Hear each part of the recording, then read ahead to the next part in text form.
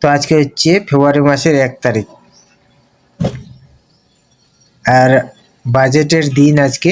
দেখতে পাচ্ছ মার্কেট হচ্ছে মানে ডাউনও নেই আর হাইও নেই। তো আজকে সিলভার ইটিএফ এর কি পরিস্থিতি সেটা একটু তোমাদেরকে দেখাবো। এখানে সার্চ করে নেব সিলভার ইটিএফ।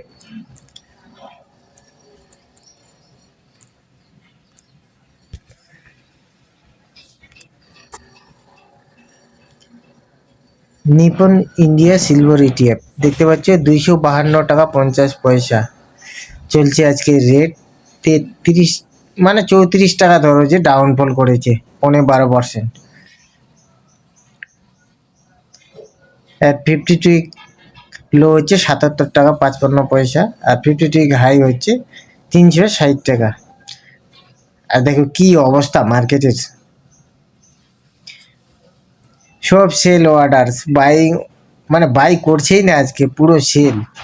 দেখতে পাচ্ছ কি পরিস্থিতি। আরো অন্য অন্য ইটিএফ গুলো আছে, ওদের একটু দেখে নেব। আচ্ছা কোটাক দেখি, কোটাক সিলভার ইটিএফ 256 টাকা 11 পয়সা, 30 টাকা 82 পয়সা ডাউন চলছে। এর 52 কিলো হচ্ছে 85 টাকা, 52 হাই হচ্ছে 388 টাকা। এটারও সেম অবস্থা, বাইং অর্ডারই নেই, মানে কেউ কিনছেই না, সব বিক্রি করছে। দেখতে পাচ্ছেন 9,48,939 বিক্রির অর্ডার লেগে আছে, কিন্তু বাইং অর্ডার জিরো, একটাও নয়। আর কি আছে, আইসিআইসিআই দেখি, আইসিআইসিআই প্রুডেন্টিয়াল সিলভার ইটিএফ 263 টাকা চলছে, আর এর হচ্ছে ডাউনফল হচ্ছে 10.12%, 29 টাকা 67 পয়সা হচ্ছে ডাউন আজকে চলছে। আর 52 কিলো হচ্ছে 88 টাকা 80 পয়সা, মানে 89 টাকা। আর 52 হাই হচ্ছে 373 টাকা। এর একটু বাইং প্রেসারটা দেখবো, বাইং অর্ডার নাই, শুধু সেল অর্ডার 100%।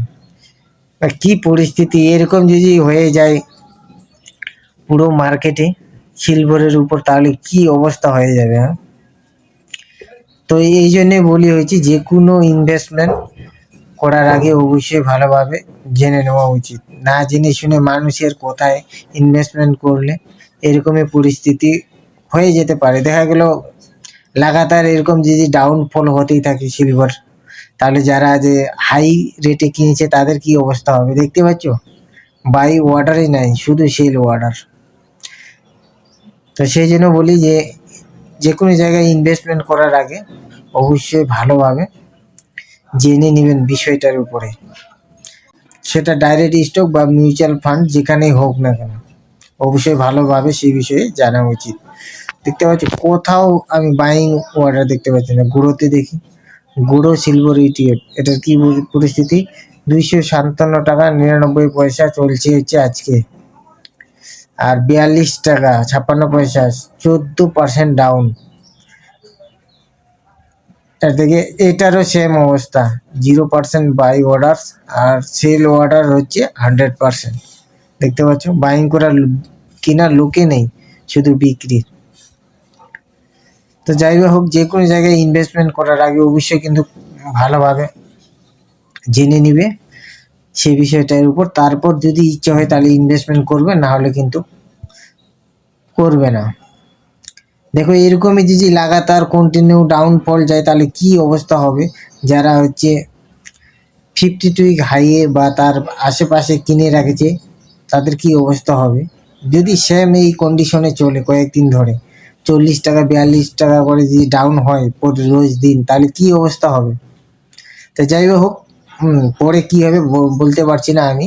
এখন যে সিচুয়েশনটা আছে, এখন যে পরিস্থিতি চলছে এই সিলভারের, তো সেই জিনিসটা দেখেই হচ্ছে আমি একটা ভাবলাম যে ভিডিও বানিয়ে দিই তোমাদেরকে। তো ঠিক আছে, দেখা হবে আরও অন্য একটি ভিডিওতে।